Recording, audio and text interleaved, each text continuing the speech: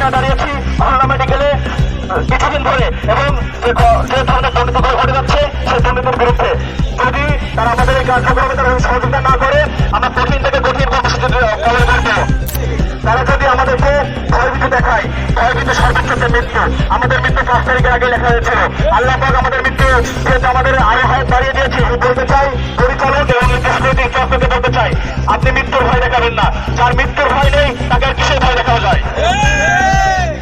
আমরা ছাত্র জনতা, খুলনা ছাত্র জনতা, খুলনাবাসীকে নিয়ে এই খুলনা মেডিকেল এবং খুলনা স্বাস্থ্য সমাজকে আমরা একটি সুন্দর সুসংগঠিত এবং আপনার ন্যায় বিচার পরায়ণ একটি হাসপাতাল স্বাস্থ্যসেবা নিশ্চিত করার লক্ষ্যে আমরা কাজ করে যাচ্ছি। আপনি এখানে দেখবেন অনেকগুলো ক্লিনিক আছে, এই ক্লিনিকের এক একজন অফিসার, তাদেরকে অফিসার ছাড়া বলা যাবে না, তারা এখানে থাকবে। আপনি এখান থেকে ঘুরবে এবং সেই ডাক্তারি যে ইন্টার্ন যে ডাক্তার থাকবে তারা লিখে দেবে সাজেস্ট করে যে আপনি অন্য ক্লিনিকে যান।